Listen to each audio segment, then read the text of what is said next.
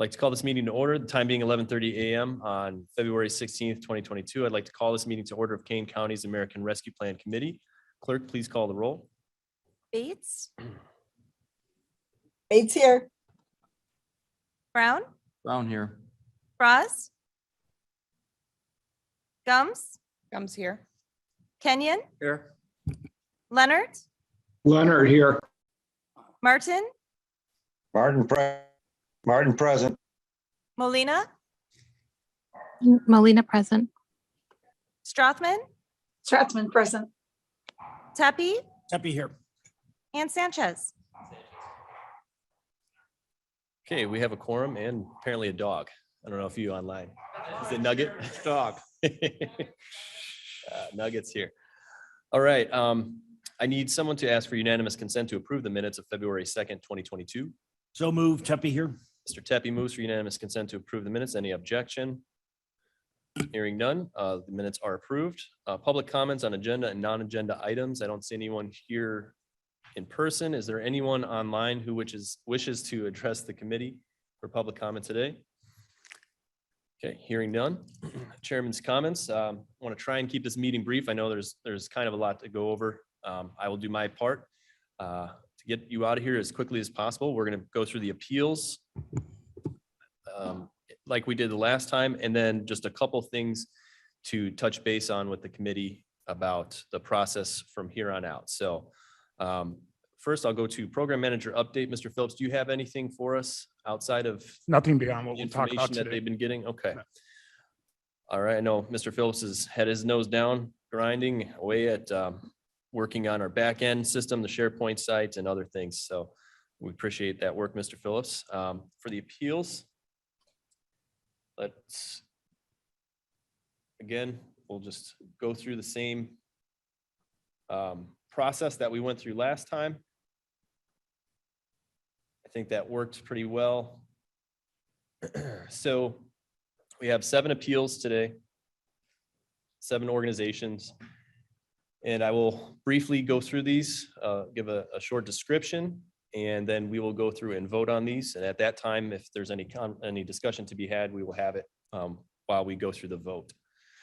So the first one, and all of these either came in after the close of the portal or before they had contacted us and said, hey, we might not technically qualify, but we think we're so close. Would you consider having the committee look over our applications? So for a few of these, that was the case. And that's the case for the first 2.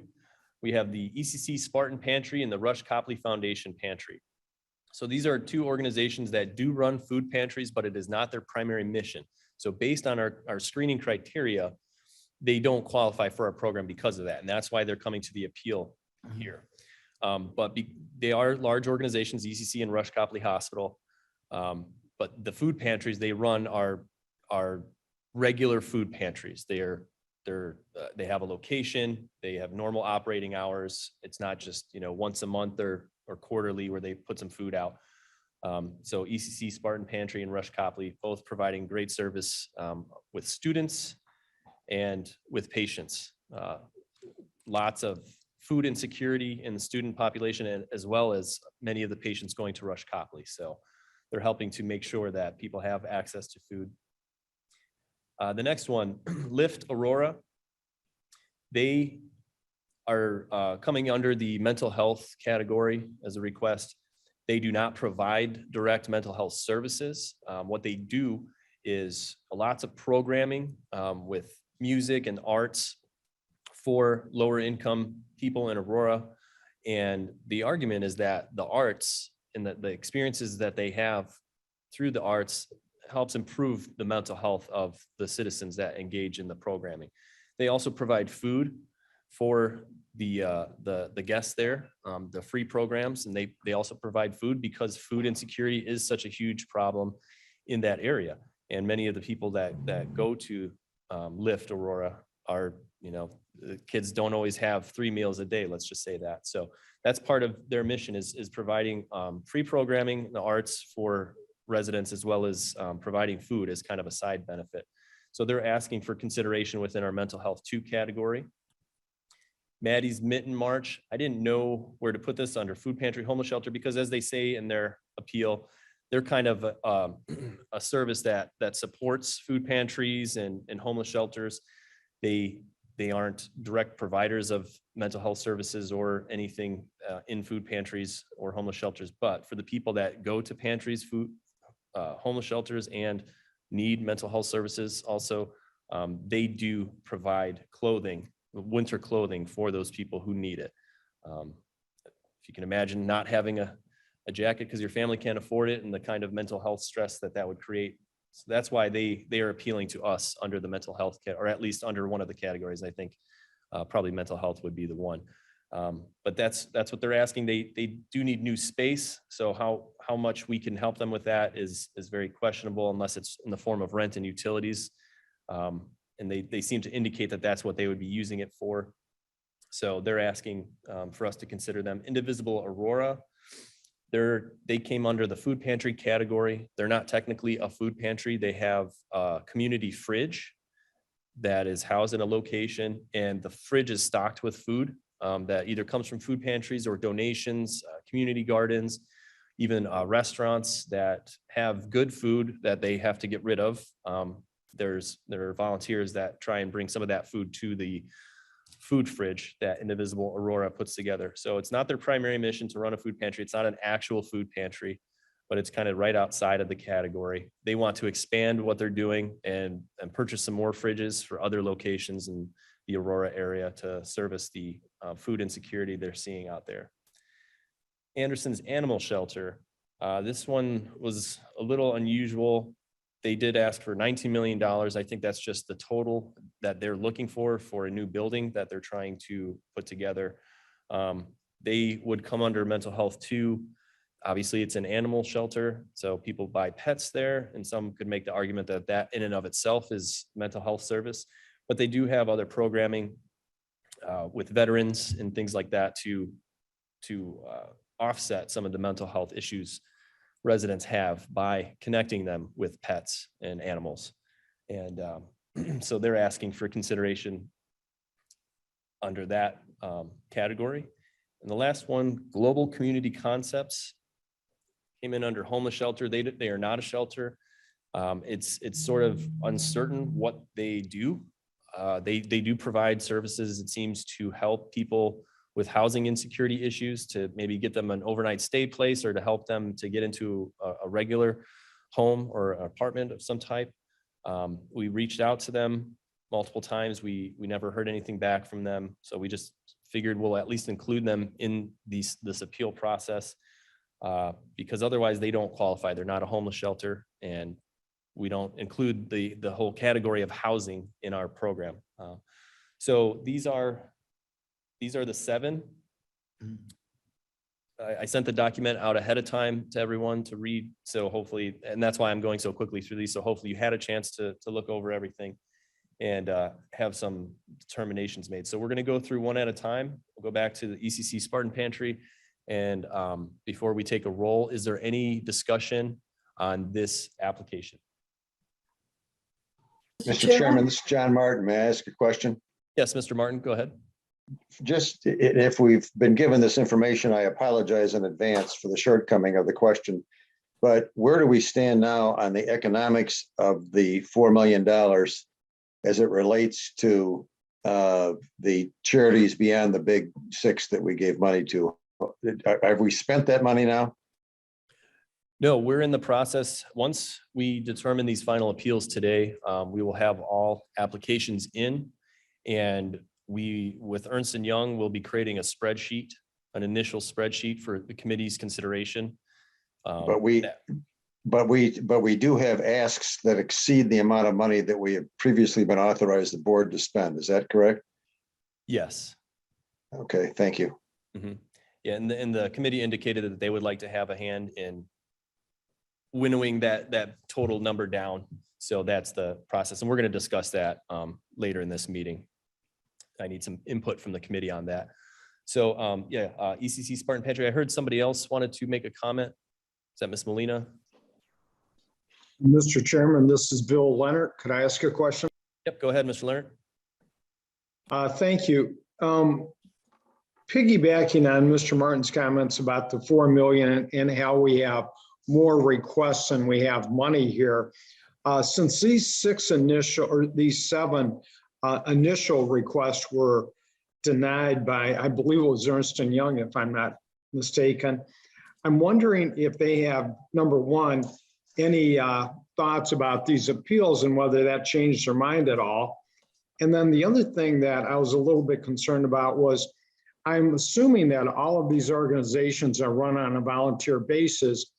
And I'd kind of like to know what their balance sheets look like, what their payroll is, if they have any, what their other expenses, because in reading over the 7 different sources that are appealing after denial, it looks like most of them have very little or if any, expense. And I just wanted to verify that. And then finally, I guess I'd like to say, since we have more requests than we have money, and these 7 were initially denied, I would tend to look at not approving monies for these until we were confident that all the ones that did qualify were funded adequately. Thank you. Thank you, Mr. Leonard. Mr. Chairman, Bates. Mr. Chairman, this is Molina. Ms. Bates and then Molina. I'll let Molina go first, please. Ms. Molina, then Bates. Hi, thank you. This was just a feedback for Mr. Leonard. I believe 2 weeks ago, we went through the initial review, and there were a few on that list that didn't quite meet the criteria of what we had originally requested when we submitted when we put out these applications. So I don't think these were denied per se by Ernst & Young. I just think they were flagged because they weren't cut and dry like some applicants were. And last meeting we did appeal some of these, and we did push them through to continue review through Ernst & Young. So I guess I don't like to use the word denied by Ernst & Young because that's not necessarily what has happened. And I'd like to go through some of these applicants because as we had discussed at the last meeting, the criteria for mental health is pretty wide, and the definition of mental health services should be kind of reviewed. So I guess just that information for Mr. Leonard. I don't think I would use the word denied, Mr. Chair, if I guess correct me if I'm wrong, but just wanted to put that out there. Thank you. Thank you, Ms. Molina. I mean, it's technicality of terms. They're all denied because they don't meet the criteria of our program in one way or another. But we're here now to say maybe we will give them approval ultimately. And Mr. Leonard, just to address one thing that was brought up at the last meeting about balance sheets, how much, what kind of money these organizations typically see. And that was discussed with Ernst & Young. It's a pretty unorthodox move in grant space to require that kind of information. And it would be somewhat cumbersome just with our time constraints to go through all of our applicants and request those kinds of documents. We'd have to have some kind of standardized document that they show us. They might not all do their books the same. And some might outright deny access to that information. And just in the interest of the timing we have for this program, and again, the unorthodox nature of asking for that kind of information, we decided against it. But if you do look at the amount of residents that they service each year, that gives some indication of the organization size. How long they've been in operation also can be a good indicator. Mr. Chair. Thank you, Mr. Chairman. I appreciate the explanation on that. Bates, please. Ms. Bates. Thank you.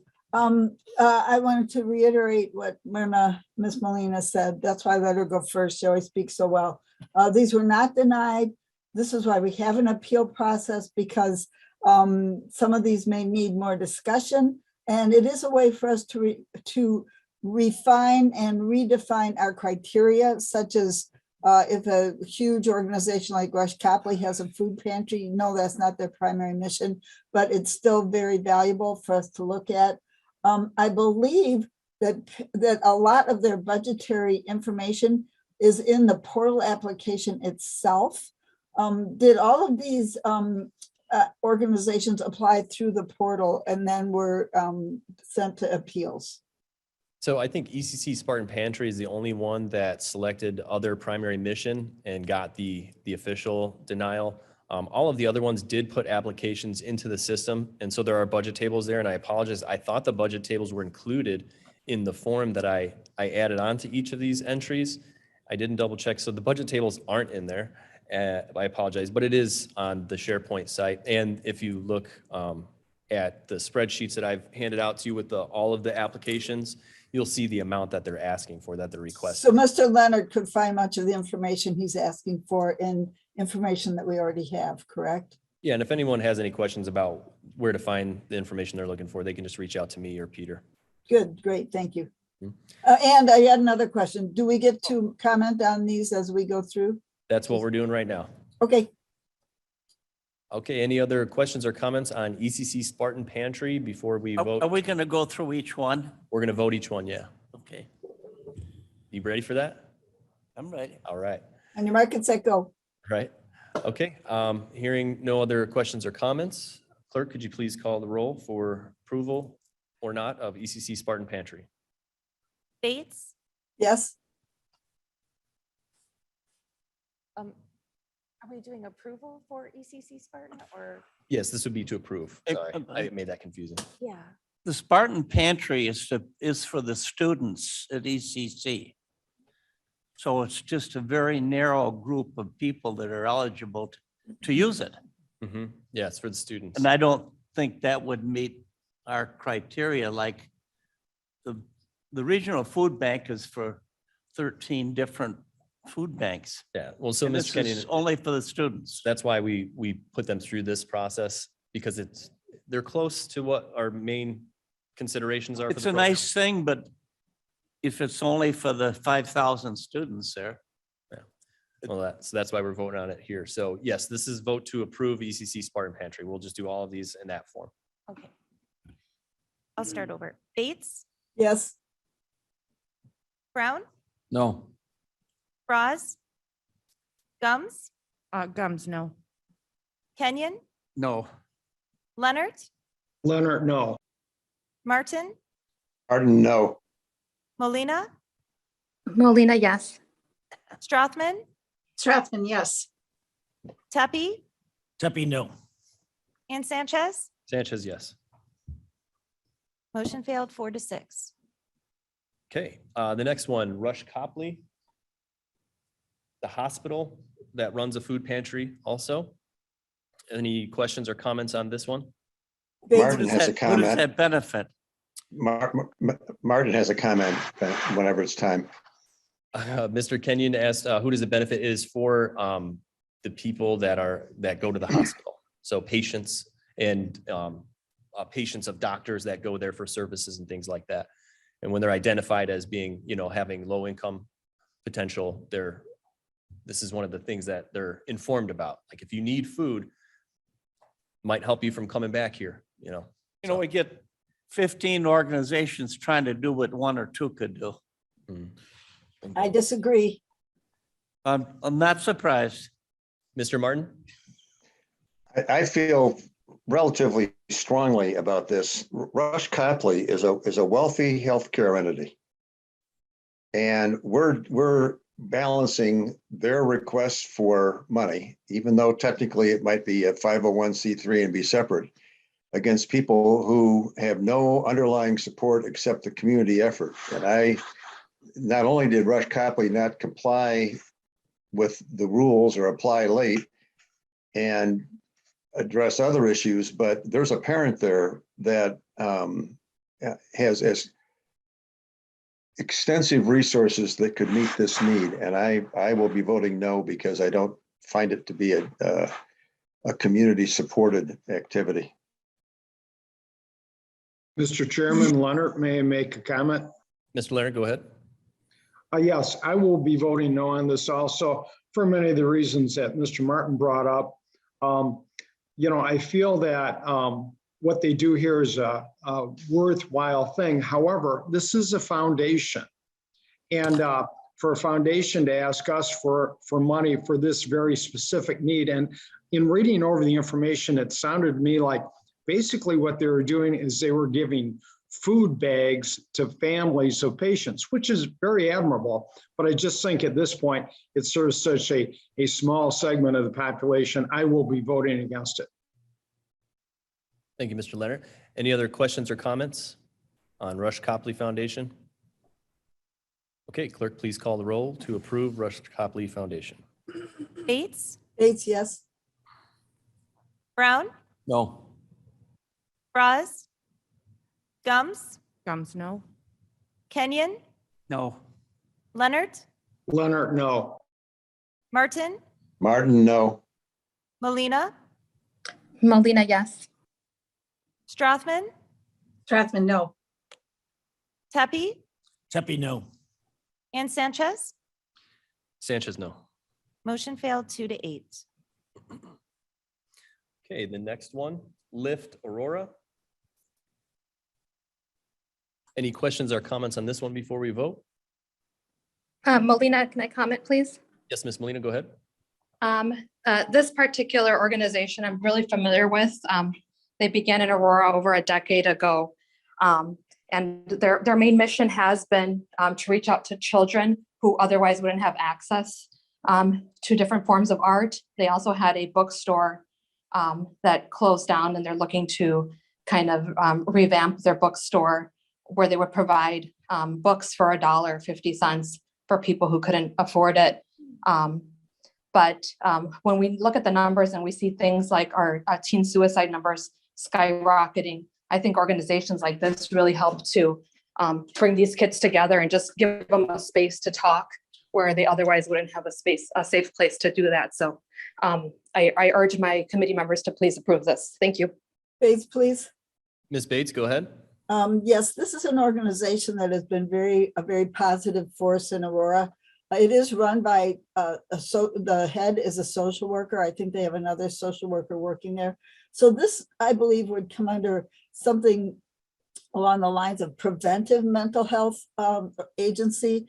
I believe we don't have to call mental health only psychoanalysis, therapy, counseling. It can be something that helps us to keep our youth and all of our residents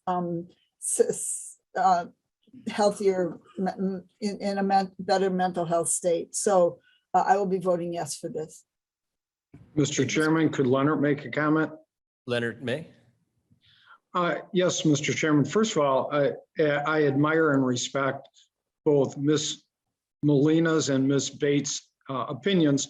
However, I do feel in the Aurora land area, we do have a wonderful public library and a very good school system that can offer these services, maybe not as specific as this program, but I don't really feel that this is an adequate use of the limited $4 million we have. I think there are more needy causes. So respectfully, I will be voting no. Thank you, Mr. Leonard.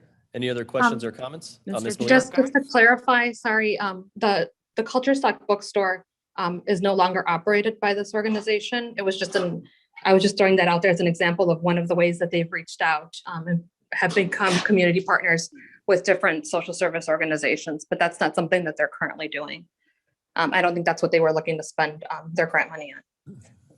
No, thank you, Ms. Molina. They indicated they actually have a new location now, so they would be spending their money on rent, utilities, and then art supplies, as well as the food they provide to the attendees. Ms. Gums? Thank you, Mr. Chair.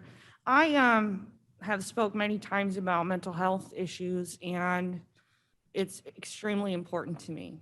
It is not a singular solution. When we speak of the arts, and there's so many tentacles to helping mental health issues, I am going to support this wholeheartedly because mental health is a result of many things that come prior to that. So whether it's food insecurity or housing insecurity, we also have engagement insecurities. And although we have folks that can get to the library or they can do different things with their families, there are many, many more that cannot. And this is an outreach program So that's what we need to do. So I will be supporting this. I think it's in the long term essential for the health of our residents here in King County. Thank you, Ms. Gums. Any other questions or comments? Mr. Chairman, this is Alan. Ms. Allen, go ahead. I'm not on the committee, so I'm butting in. I really appreciate the comments that Ms. Bates and Ms. Molina and Ms. Gums have said. Can you help me though with, I have a number of wonderful museums, small museums, largely funded by their donor base. Can you help me see the line between the outreach of this organization and the outreach that my museums, our museums are trying to make also in terms of helping people with mental health? I'm not sure I would use this money to fund the museums, but I see that there's a line there and I'm not sure how to cross it. Gums has her hand up. I'll let her take this one. Yeah, something that stuck out for me was this is organized and helped operated by a social worker, which is kind of a key thing for me. So that person who is doing that outreach has expertise in mental health. That really struck me as important in that area. Thank you. Bates, please. Bates, go ahead. I believe that one of the things that LIFT has been well known for is building relationships in the community between LIFT and our residents and between the other residents, building a fellowship amongst these young people. There was a study recently that said that loneliness causes pain that is so real that if you take a Tylenol, it might help a little bit. And I believe that this kind of disconnection in our community causes mental health problems, causes suicide problems, causes opioid problems. I really believe that some of these these preventative measures are very much worth our money. Thank you, Ms. Bates. This is John Martin. May I make a comment, please? Mr. Martin, go ahead. And this is going to apply to, I'll only say it this time, it applies to the previous and to the ones after. My concern overall on the appeal process is that we established rules that were intended to be fairly narrow because we had a fixed sum of money and we knew that we were going to be oversubscribed. I'm not arguing or opposing the genuine need that is being addressed by these appeals, but what concerns me about voting yes in the context of basically expanding the description of what we are doing beyond what we had contemplated or what we need to do to spend our money is that every nickel that we provide dilutes the support that we would have otherwise been able to give to organizations that A, clearly comply, and B, complied on time. So this conversation is tending more toward should we expand the term or discuss the definition. And I don't know that that's what the appeal process was intended to do. I think that the appeal process is intended to say, did they in fact comply in substance? And I know that this is an argument of nuance, but we've already got our money spent on people that we know clearly did it. And so I am concerned about expanding the number of people we're going to consider because that eventually is going to dilute those who clearly are under the umbrella of this program. Thank you. Thank you, Mr. Martin. Mr. Brown? Yeah, Brown speaking. Mr. Martin said exactly, maybe more eloquently, you know what I'm trying to say, than what I would have. But I want to add to that if we were to approve this, or I think any one of the others that we're looking at here today, that is saying something to the community of a lot of these other organizations that did not apply or go through the appeal process because they knew they didn't fit within this criteria that we set out. So I don't think it would be, maybe fair is the right word, to approve these because they went ahead and approved or applied for something that they weren't eligible for. where other organizations followed the rules. And I know society today has a hard time following the rules, but I applaud those people that do try to follow the rules. And I applaud these people for trying to, go after what they can because there is a need for it. But I just can't see expanding this program at this time. We set the rules out. We set the criteria out. We set out a certain amount of money and we've exceeded that amount of money. So how can we possibly expand the rules? Mr. Chair Bates, please. Ms. Bates? I hate to do this to us, but I would like to understand better what the exact rules were for the mental health 2 group. Could Peter help us with that? What was our exact criteria? Do you have that handy, or any of you guys have that handy? I don't know where I have it on my computer. I'm not going to go looking for it right now. Essentially, mental health services. That was the general description. So, and But, so it's just- not defined as therapy or counseling or, I don't remember the definition we had for it offhand. So so we'll this have is to- not necessarily going beyond the definition of the mental health 2 group. Well, just hold on. Peter's got his hand up. Go ahead, Peter. Well, excuse me, Peter Phillips here. Ms. Bates, the criteria specifically, as it was considered, was that their primary mission had to be mental health, provision for mental health services. So these 5, I believe all 5 of them, do not meet that criteria as their primary mission. They have services that are other than their primary mission that include the mental health component or a food shelter component. But the criteria as set by the committee that it be their primary mission is not a measure that they meet. Thank you. Just, I think we covered this last time, but the reason we did appeals is just learning from CARES Act. There were things that came in after the fact that we considered. We wanted to have a little wiggle room for that, and just knowing it is a very strict program because we are moving along a timeline, a shorter timeline. And it was determined that the appeals would be a good way just in case we miss something, but it gives the committee the power to make exceptions if they so choose. So this is here, it's not so much a matter of definition as it is decision. So I'd just like to put that out there. Mr. Brown? One last comment. I also looked at the appeal process as a good process. Should we not get enough applicants to use up all $4 million? Yes. If we only had $3 million worth of requests and we allocated 4 million, then certainly I think we would maybe look at these appeals a little bit differently. But because we don't have the money, that's why I'm sticking to what I'm sticking to.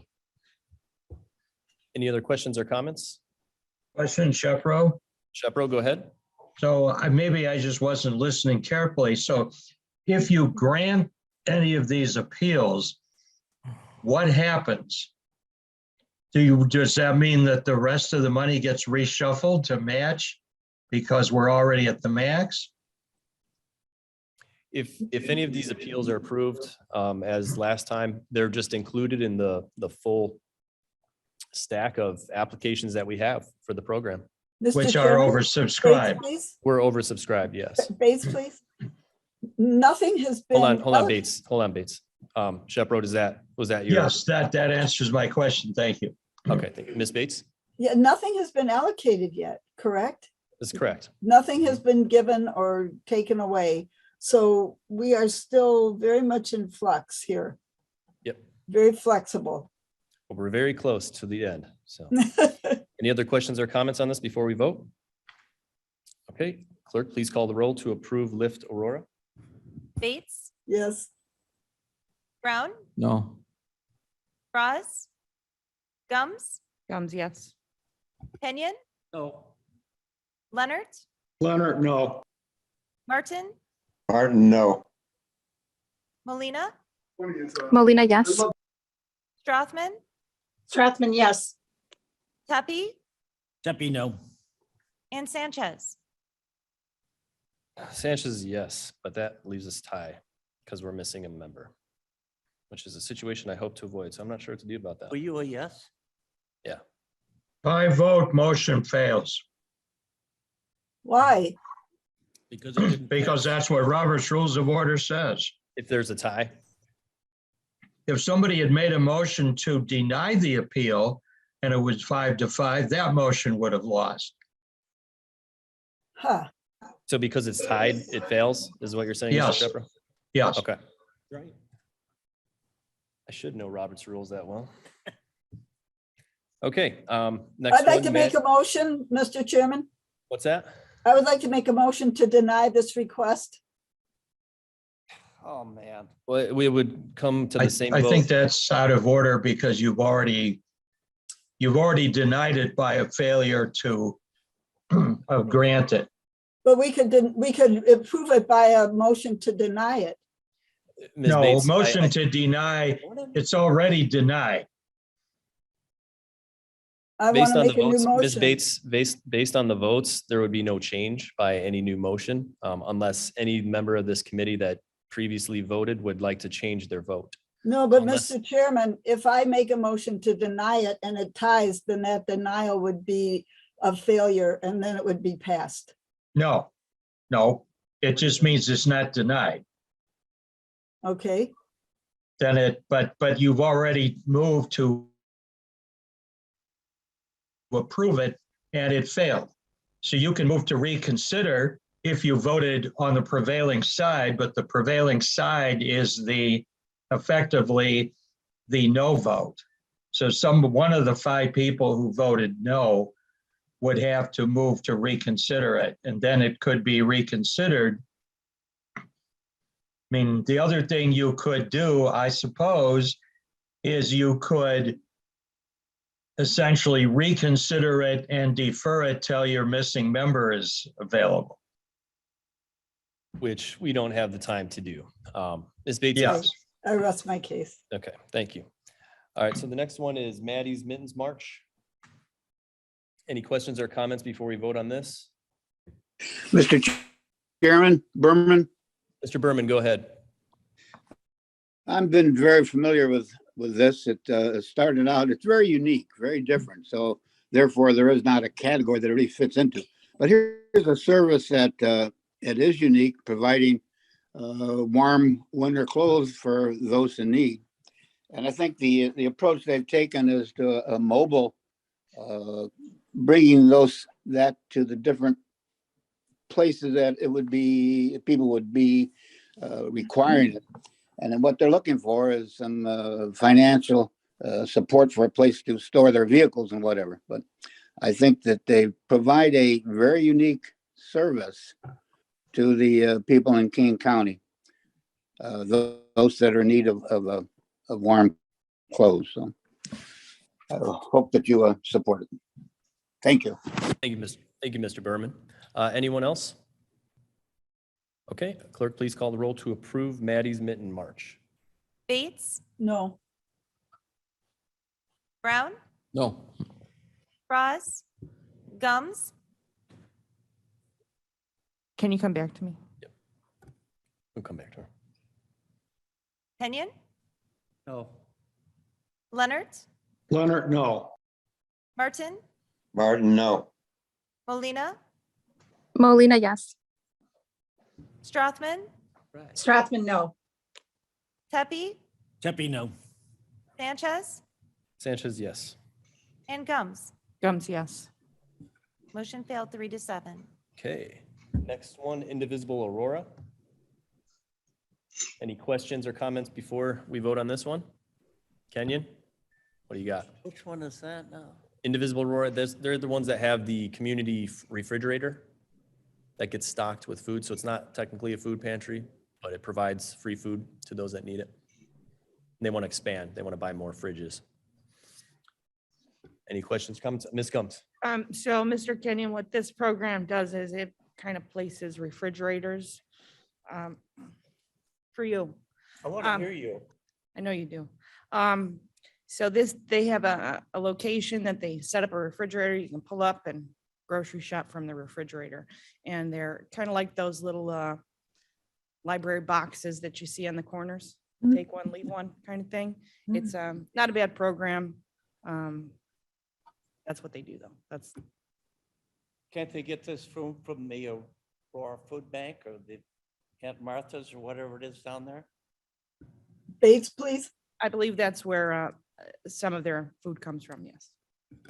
Ms. Bates? Thank you, Ms. Gums, for that explanation, which was 100% correct. To answer the question about can't they go to a food pantry, food pantries have very limited hours, surprisingly, and they might be far away. Our food pantry is, well, everything is far away from some people. So this is the idea, to bring food to more places in the community for people who might not have the transportation to get to the food pantry and who might be hungry on the wrong day. Thank you, Ms. Bates. Anyone else? Okay, clerk, please call the roll for approval of Indivisible Aurora. Bates, Yes, Brown, No, Frost absent, Gums, Gums, yes. Kenyon, No. Leonard, Leonard, no. Martin, Martin, no. Molina, Molina, yes. Strothman, Strathman, yes. Tepe, Tepe, no. and Sanchez. I would be a yes, but that leaves it at another tie, which makes it a denial. But it was a tie. Yes. Thank you, sir. Okay, the next one, Anderson's Animal Shelter. Any questions or comments before we vote on this one? Mr. Kenyon? Anderson Animal Shelter wants to build a new place and they want to take not only the traditional animals, but they want to take care of large animals like cows and horses and goats and sheep. It's just totally, you could hire people to do that. You can't build a building and have all the staff you need to hire to take care of horses, cattle, and all that kind of. I think it's out of line with what we're trying to do. But if you want to keep moving the goal line, we'll never get done. We will never have enough money. Everybody will get 50 cents. There won't be enough money for anybody to do anything. I like the idea of Kenyon Farms. Sure. Yeah. Well, they could go out and hire a stable to take care of animals that were brought in. It's a lofty goal, but it's for people that have more money than we do. Mr. Brown? great organization, but for the same reasons I've explained before, I can't support this. Anyone else? Tepe here. Debbie? What was the total amount of their request? In the 18? ballpark of $19 million. Thank you. I want everybody to note That that. would be bricks and mortar, and are we allowed to do bricks No. and mortar? No. Well, there you go. No. If you need a reason. Okay, clerk, please call the roll to approve Anderson's Animal Shelter. Bates, Bates, no. Brown, No, Frost absent, Gums, Gums, no. Kenyon, No. Leonard, Leonard, no. Martin, Martin, no. Molina, Molina, no. Strothman, No. Tepe, Tepe, no. and Sanchez. Sanchez, no. Motion failed. Okay, our last one before we move on is Global Community Concepts. I did forget to add that this was also flagged as high risk and just lack of information and very questionable. That's my only comment. Any other discussion on this item? I can't find anything about them. Even their website doesn't say really what they do.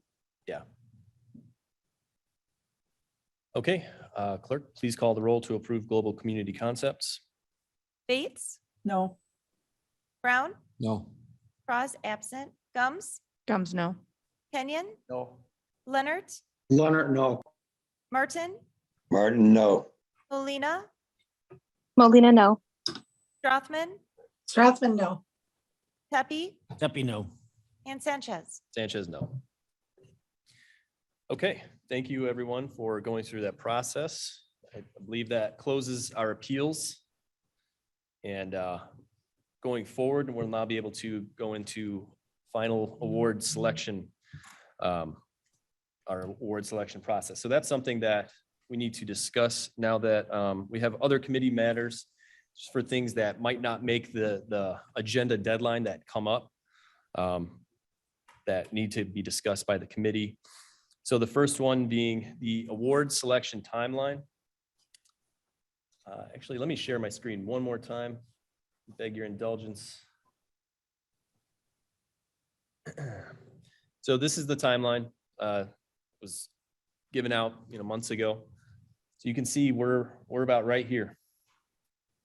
We're right here where that dark blue starts. And grant award decisions made by Kane County and distribution of grant agreements. So the first decision starts with this committee. This committee is going to go through a process that will make final recommendations to the county board that the county board will then vote on. Once the county board votes on these awards, then the paperwork can start coming in from the organizations and checks can start going out. This is the timeline we knew we were going to have. It's very compressed. We have a very, very, very small window of time in which to go through this process. That being said, there's a few different ways we could slice it, and I would like to hear from the committee today on which way you all would like us to go. So we have option A, which is going through with this very tight timeline, 2 revisions of the award amounts. So some of you are familiar with the Riverboat Committee. When they actually get to the committee, all the decisions have been made through email between the department head and the committee members. And so that's the process we will be going through. Mr. Phillips will send out the spreadsheet to you all once it's completed, most likely this Saturday. And then if we were to follow this timeline where we have to get everything before executive committee, which is on March 2nd, if we're going to get everything done in time for March 1st, you guys can't see the calendar on the screen, but that only gives us, if you get the documents on Saturday, that gives us just under, well, let's see, I'll count. About 7 days. We get about 1 week to go through 2 rounds of revisions. So 3, give or take 3 or 4 days for the first revision where you go through, you look at the starting totals for each applicant and you decide, do you want to increase, John's community health service organization by $50,000? Do you want to decrease this food pantry by $50,000? You get to have your say. And then Mr. Phillips will collect all of those from you after a few days. He will create an average for each applicant, keeping everything within the total amounts for the category. And then he will send that back to you for a second revision. And then you will go through that over a process of a few days. And then what is totaled at the end of that process, just like the Riverboat Committee grant process, will be the final recommendation that we will vote on March 1st. So it's a tall order that will require all hands on deck to be attentive to get all of this done in that short period of time. So I wanted to start off with that, as that's our option A, to get us to county board on February 8th, knowing that we have to go through executive committee. Option B is that instead of doing 2 rounds of revisions in the next week or so, we only do 1 round of revisions. So the spreadsheet you will receive on Saturday, no matter what, will come as a result of Ernst & Young taking everything, and they have a formula, the formula concept we had discussed previously, and they will start us off with that. They'll apply the formula and get everybody down to a certain amount that will equal the total for that category. So $1 million for mental health 2, and so on. That will be the starting point. Now we can do, again, option A is 2 revisions. Option B is 1 revision. So in the same period of time, you get that spreadsheet and maybe you have 4 or 5 days to get your feedback to Mr. Phillips, and he calculates the averages, and that goes into the resolution that we'll vote on March 1st. So option A, 2 revisions in the next week. Option B, 1 revision in the next week. That leads me to option C. Option C is that we don't move this to the February 8th county board, that we instead Ask Madam Chair, who is not here, and I was hoping she would be here today. I understand she's very busy though. Approaching Madam Chair and asking her if we can have a special meeting of the county board specifically to vote on these final award amounts, which could then give us an extra week. I think 2 weeks is the minimum that we discussed on the team end as being reasonable. So if we were to do option C, that would give us and do a special meeting of the county board the second week or the third week of March with Madam Chair's blessing and approval. And yeah, we'll have more time to go through this process. I hope I explained that clearly enough for you all to understand. Yeah, right. So Mr. Chairman, there are two Mr. revisions. Chairman, may I make a comment to your timeline issue? Mr. Martin. Whichever route we determine, we need to have absolute drop dead dates.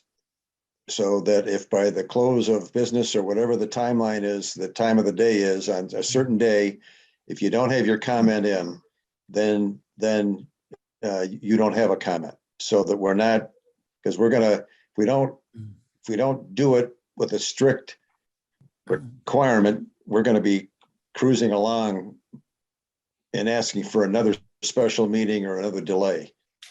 Yeah, this whole process will come with firm deadlines.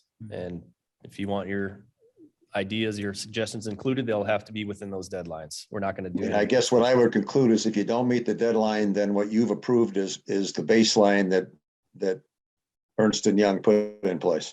Correct. Ms. Gums? Well, they say speak now or forever hold your peace. So I'm going to reject the $4 million and I think it should be $10 million. Well, that would require us going back to the drawing board a little bit. We would have Fair. to produce resolution that would have to go through county board. Understood.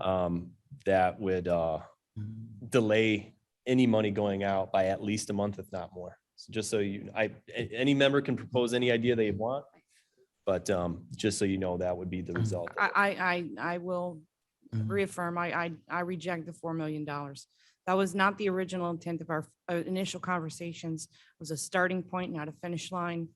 And I'm not good with it.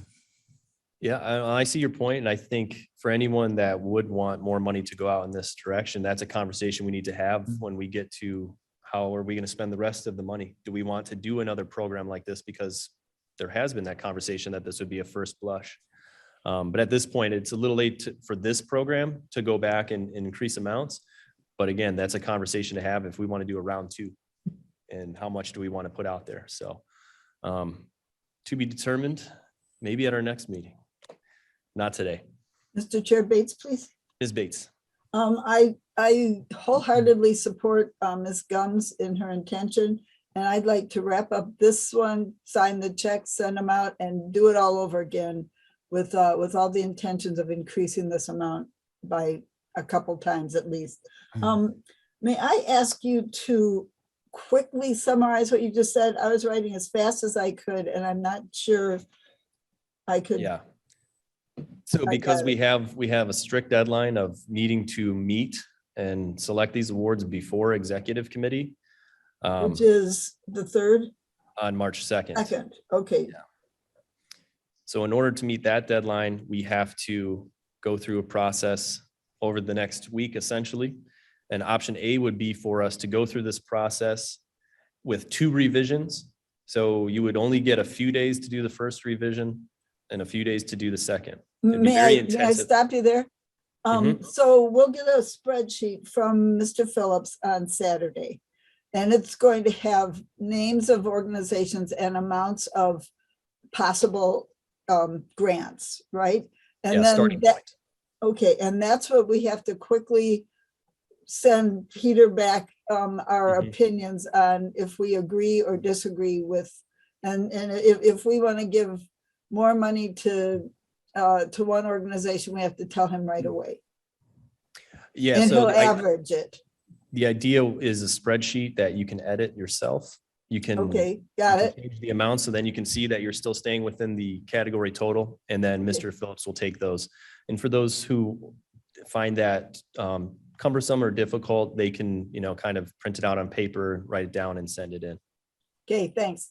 And that, so option A is we do that 2 times, Yeah, 2 times. Option B is we do it 1 time. 1 time. And option C is that we appeal to Madam Chair for a special meeting of the county board. The 3rd week of March would be probably well, to get this done quickly, would be the likely target. And then But we that's still have to option do C. the same thing. We'll still have to go through the same longer to process. do it. Yeah, the committee indicated they want input on this, which is fair. And so that would give us 2 weeks to go through this process rather than 1 week. But we wouldn't be going to executive, so that's also part of the conversation, is it would have to be understood that it's going straight to county board. Does this have to go to exec? Well, the guidance from the state's attorney's office is that resolutions coming out of this committee need to go to executive committee and then full county board. Okay, I think I'm just gonna throw this out. Speak now, forever hold your peace. I think A is what we should do. Okay. Mr. Tepe and then Mr. Brown. Mr. Chair, Tepe here.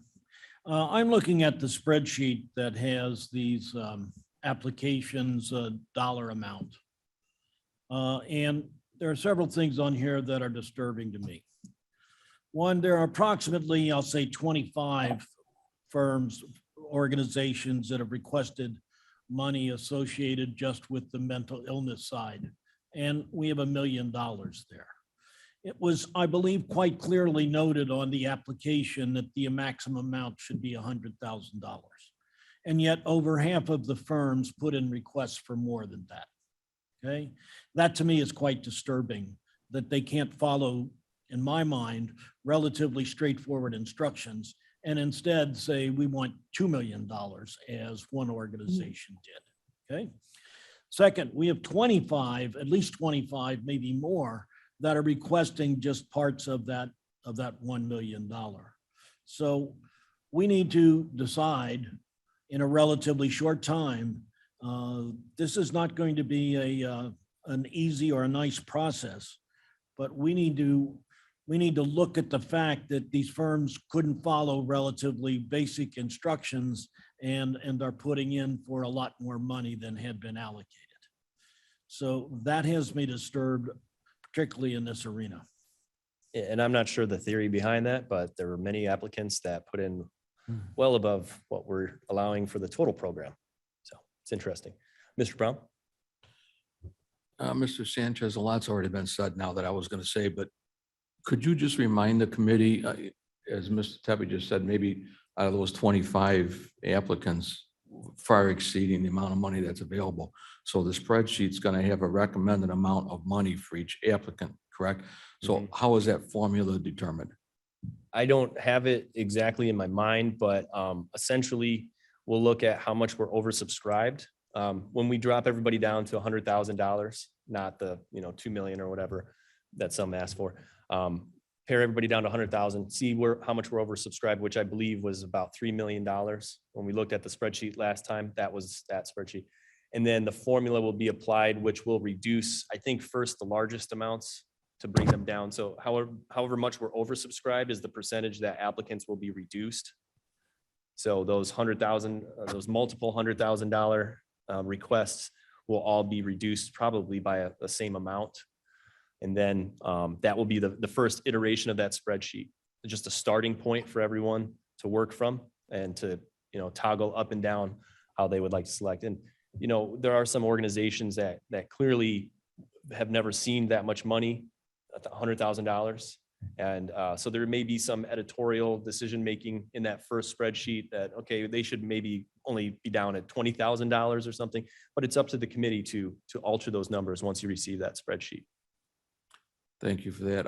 It's going to be difficult as we review this because a lot of us may be very familiar with an organization that's within their community and want to support them wholeheartedly, where we may not be familiar with an organization that is in the other end of the county.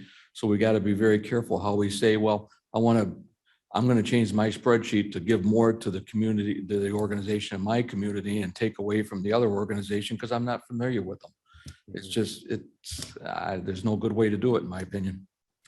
There isn't. This is not going to be a perfect program or a perfect process because it's such a short timeline that we have for all of this.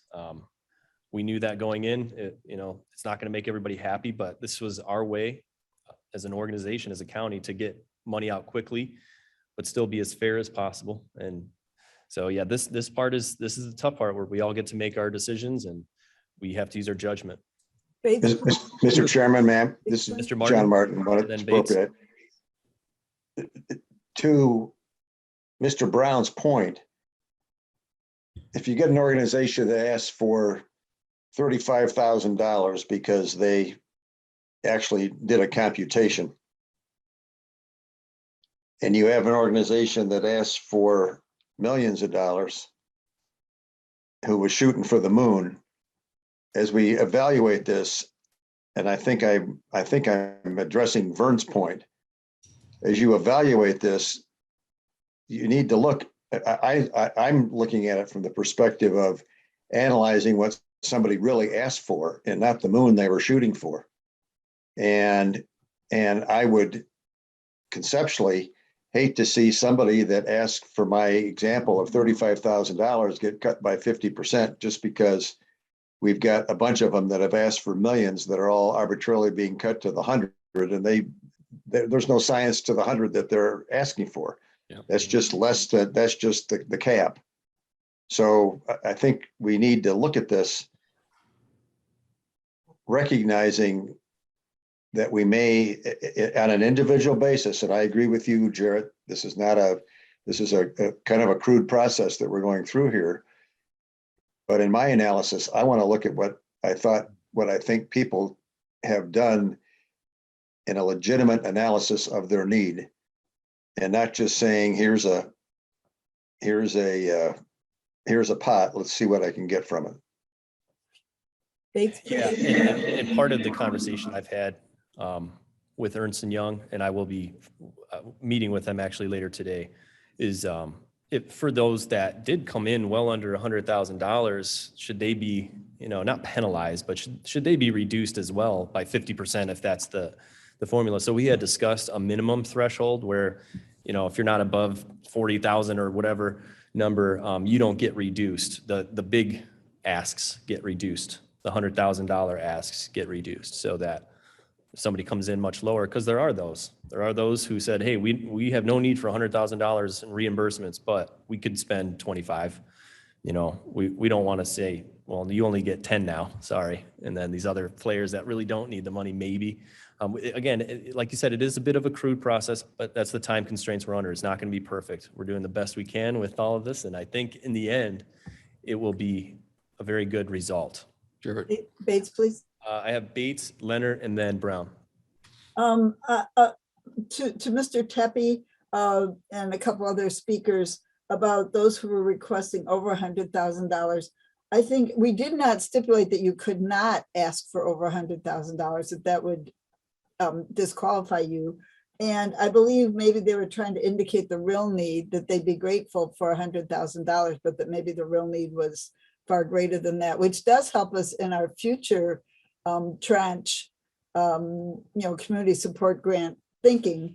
I'd like to agree with Mr. Martin for sure that this is too arbitrary to just chop them all back. So I think we need to give more thought to that. So thank you, Mr. Martin, for your comments. Thank you. Mr. Leonard?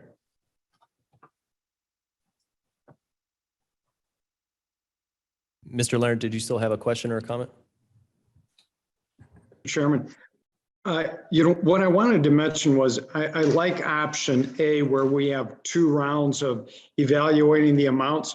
Having served on the Riverboat Committee for the last 7 years, a lot of times on the first vote, people may miss things or may not understand the process. And by having actually 2 chances to put your input in before it is finally decided upon, I think is very valuable. So I would recommend that we go with option A, as Ms. Bates had requested. Thank you, Mr. Leonard. Mr. Brown? I'm not sure if I should bring this up or not. I'm almost thinking that maybe there should be an option D, because Oh, this boy. is a very valuable or very important decision. And as you can see, everybody on the committee has had a comment, so we're all very concerned and very involved. So maybe trying to rush this is not the right idea. Maybe we should go with option A of 2 revisions, but not try to get it all done in the time constraint that you've brought out. Maybe we should, if this takes another month longer to do, it takes another month longer to do. I'm all for getting it done, but to try to get everybody on the committee to review these things and get Peter and Ernst & Young and Jarrett and everybody to get all this done in that time constraint may not be the right way to go. Good point. No, and that's why I wanted to bring this up to you, because I know myself, I would be okay with this kind of process as a committee member, but I understand not everybody will necessarily have the time, or it just may be, you know, the technology, or just so many questions to be asked. They might want to have a little more time to do research. Option C would give us a little bit more time.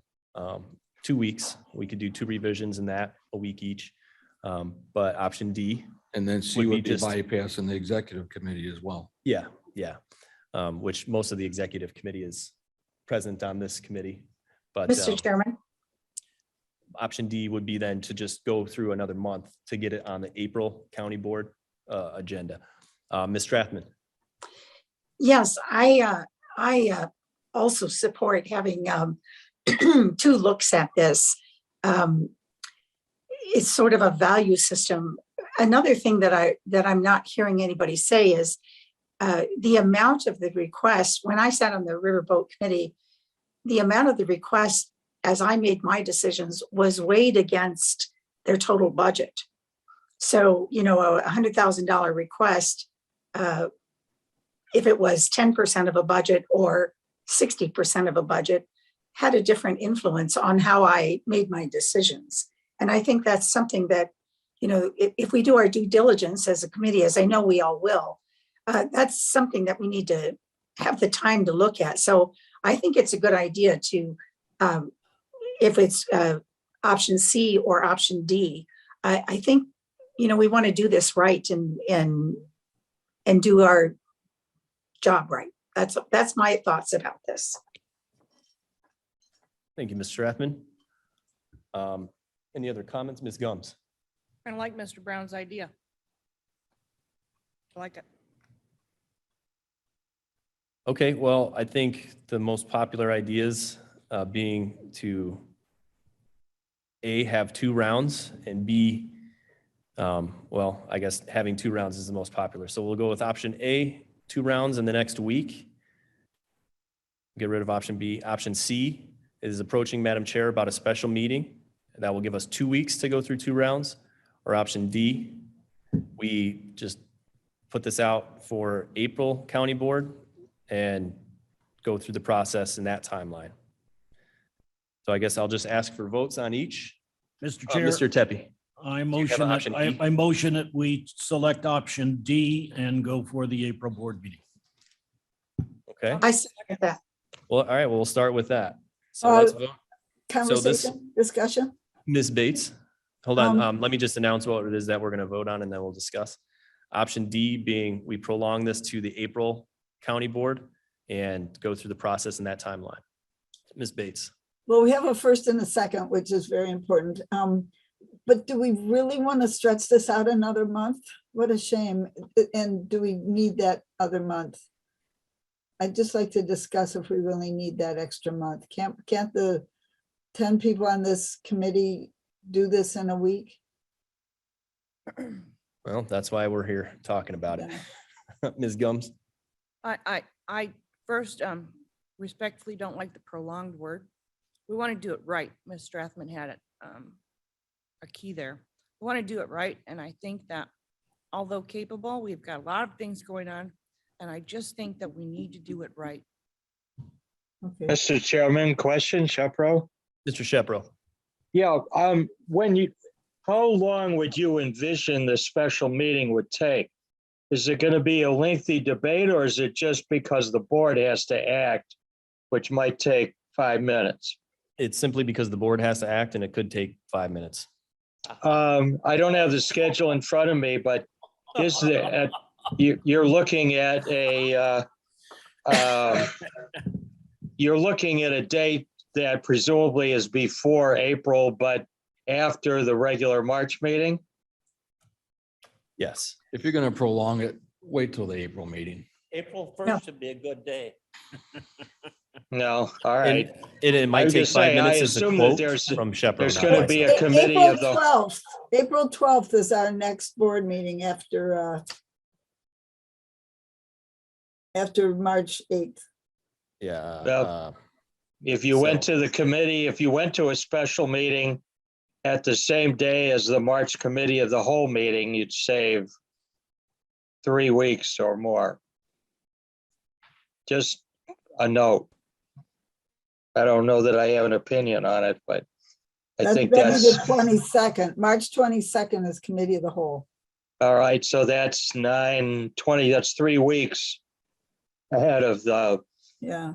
regular April meeting. And 2 extra weeks beyond the 8th. So Yeah. it's 2 weeks after the 8th. Yeah, it's an interesting idea. Ms. Gums? So, Ms. Gums here, if we go with option D, there's nothing that would prevent us from having that special meeting if we get it done and are satisfied with. Well, I would With say it, option right? D is county board. So option E is Special. committee of the between whole, then and now. Yeah. a special meeting. We'll just call that the option C instead of the third week of March, the day of committee of the whole, which would give us a couple more weeks to go through this process, at least 3 good weeks to go through this process, and then 3 weeks earlier than the next county board to get this approved, so that by the next county board in April, money would be going out Right. Bates, please. potentially. Ms. Bates? Are we going to, as Ms. Strathman said, are we going to try to get their budgets? No, I had mentioned that earlier in discussion with Ernst and Young. It's a Yeah. bit of an unorthodox ask in this kind of grant program space. So we're not going to have that information anyway. No, we didn't ask for it up front. Yeah. Going back now would take a lot of time to Right. go to 78 or whatever different organizations. Some might deny our requests. There's no standardized form necessarily. A lot of potential Right, issues right. there. You did say that before. I was just wondering if we were going to try to ask now. Yeah. If that's part of what the extension was being asked. Mr. Chairman, this is John Martin. May I Mr. speak? Martin, go ahead. I like Mr. Brown's idea and I like Mr. Shepherd's idea. And I respect what I think to be correct on the chat line that Myrna put on about 7 people being able to call a special meeting of the board. And if that's procedurally correct, why don't we today set a special meeting 5 minutes before the scheduled committee of the whole meeting in March? And at that meeting, the plan is we're going to present the slate. It's an up or down vote. That we will have made the decision, just like we do with Riverboat. We don't have lengthy discussions at the full board on Riverboat. The board relies upon the diligence of the committee and we vote and approve it. So if we vote to set a special meeting 5 minutes before the committee of the whole meeting in March, and then put a timeline in together that lets us do it, don't we get home and everybody has more time and we, address the point that we maybe can get this done a little sooner and get it done. That's a motion. I'll second it. Well, And I'll vote for it. Well, hold I'll on vote first. for it. Hold on. I don't know that 7 members are required. Vince, do you? He's checking right now. I'm checking right now too. I You know, believe Miss- it's in writing. We have to put it in writing in advance and send the notice to to Mr. Cunningham. Yeah. So it'd be 7 members who would have to sign off. So you can do it. It just, I think we can just ask our chair, our Madam Chairman to do it first. And Yeah. but I think for this committee now, I say it's something that's able to be done. Why don't we just go ahead and act on it? And if we don't need to do it because she calls the meeting, then it's that, but at least we have something concrete. Assistant State's Excellent. Attorney Vince Coyle is at the podium to address the issue. Yeah, that is correct. It does need to be in writing addressed to the clerk in order to do it that way. But just something also to keep in mind, the amounts, the totals will be a recommendation from Peter on the aggregate or average. It's not a final decision that's going to be presented. The recommendation would need to be discussed and voted upon at whatever meeting. So I don't know however long that would take, but the amounts would not be decided until it's done in an open meeting, so. Yes, correct. So it would first get voted on by this committee and then go to county board for Mr. that Chairman? final approval. And now Vince, what is the number of board members? Is 7 sufficient to initiate a special meeting? He's checking right now. Mr. Chairman, Bates, please. quick Hold on, Ms. question. Bates. A third of the board. A third of the board? Okay. Are we So- forgetting so we about need 8. exec? Are we forgetting about executive? No, but it's just I think we forgot about side of the executive. conversation right now. Shepro, comment. Mr. Shepro. Yeah, if the board members or the chairman elects to call a special meeting, that bypasses exec on the subject matter of the meeting call. Whoa, what? Right. And if we do this We can on bypass the, exec? hold on, Ms. Bates, if Yeah. we do this on the day of committee of the whole, I think we would still fall. Or no, especially, never mind, ignore what I just said. Anyway, so I think the idea that, and of course, Madam Chair may just agree to put the special meeting up for us. So we may not have to take any action as the committee to initiate this process. So I'll be talking with her today on another matter. and I'll Shepro, bring this again, up. Yeah, Mr. Shepro. regardless of whether the chair calls it or the board members call it themselves, Mhm. if you call a special meeting, you have a special meeting. You don't have to go through any other committee because a special meeting has been called for that purpose. Right. So Okay, we so- don't have to go through exec? Correct. Correct. Ms. Bates. Mhm. Okay, If you do it that way, if you do it another way, then you might have to go through exec. So I think the first vote we should, and maybe the only vote we need on the issue, I'm going to start off with the concept of having a special meeting on the day of committee of the whole in, and what was the date again? 3/22, March 22nd. March 22nd. So having a special meeting on March 22nd of the county board, before that, not 5 minutes before, we may need a little more than 5 minutes, but that day before the committee of the whole for us to vote as the board. So we'll have to have a committee meeting before that to start the process, but this gives us more time and it still gets us out earlier than the April 12th county board. And just to show you guys one other thing, to give you another sense of the timeline involved here, once the county board approves the final awards, they have to start sending paperwork into Ernst & Young, who has to check everything. And there is a timeline for that. It has to go from them. There we go. So this is the timeline with the shortest duration to the longest potential duration for money to go out. So once they send expenses in, Ernst & Young, it takes a day, but then it has to go to the state's attorney for review. Finance has to look at it, which could take up to 2 days to 5 days. The auditor has a process that takes anywhere from 1 to 2 weeks. Then the treasurer, 1 or 2 days to get that final check out. So even once the county board signs off on this, it doesn't mean checks are going to be going out right away. The expenses have to come in first, and then anywhere from 12 to 27 days before checks go out. So another sense of urgency coming from me is because of this timeline issue. So I will stop sharing, and the vote is to go for a special meeting of the county board on March 22nd before committee of the whole. Mr. Coyle? Just to clarify before it gets messy, was there a motion for option the D? motion. And then was there a motion on the second floor, already yeah. on that? Does that need to be voted on first or? Would you retract your motion, Mr. Tepe? Yes. Okay, Mr. Tepe retracts the motion. Oh, Mr. Chairman, this is Leonard. May I speak?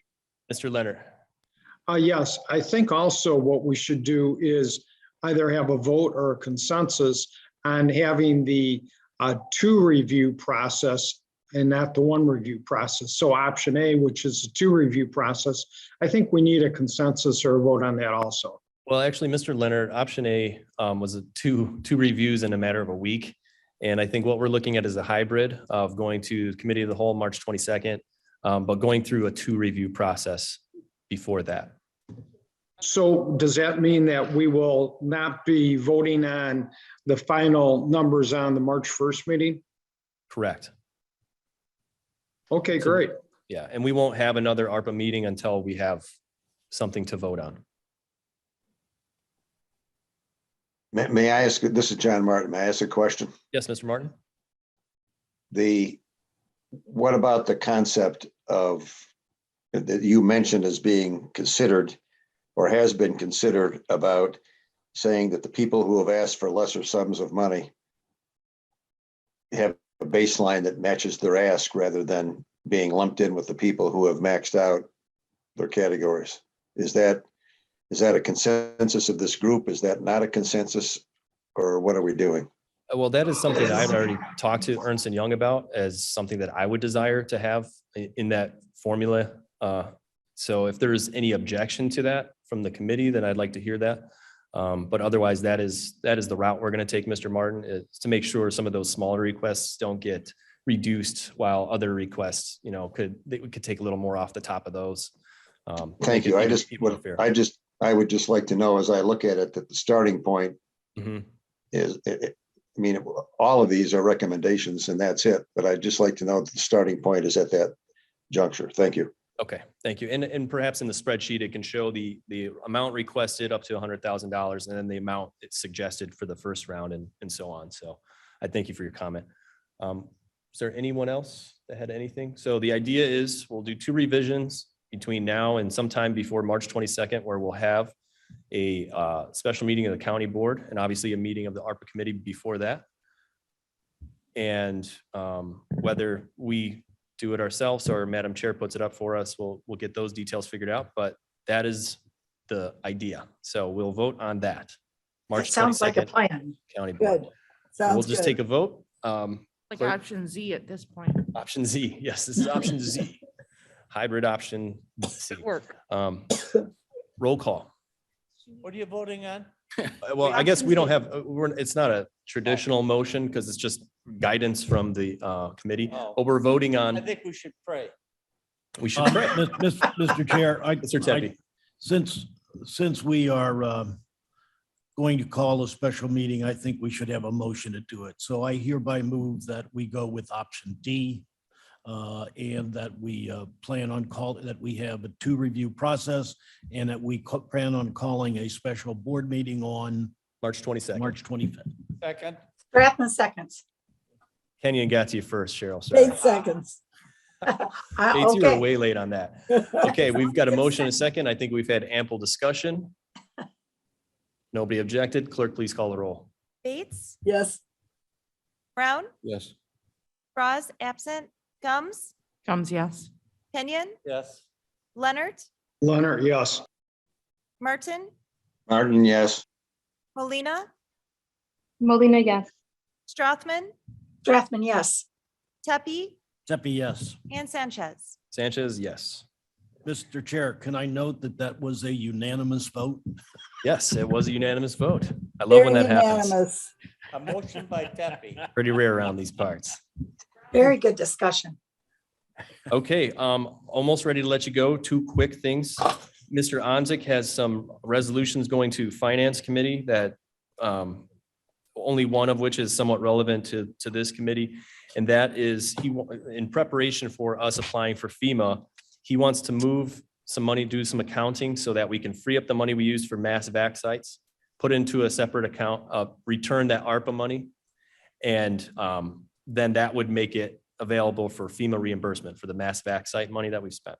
So he has a resolution that couldn't make it to this committee in time, but he just asked if we could discuss it and give committee consent that it be allowed on the Finance Committee agenda for this month. Is there any objection to that resolution bypassing this How committee much- and going straight to finance? How much money are we talking about, Mr. Chair? I don't have it off the top of my head, but over $1 million we've spent on it. Oh, it's just money. It's just money. Easy come, easy go. If you want me to find the total right now, I can, but otherwise. Just like a range. It's just a way for us to more assuredly go after the FEMA reimbursement money by getting our accounting in place. So any objection to that resolution going to Finance Committee? Yep, Mr. Okay. Chair, I have. a Oh, Mr. question, Brown, go though. ahead. I'm just wondering, and maybe you could talk to Mr. Anzick about this, or maybe Vince and Stephen might have an answer. How does all this come into play now with, at the Health Committee, there was a resolution passed to accept money from the feds for future expense of the VAC center and other expenses related to this COVID stuff. So how does all this come into play?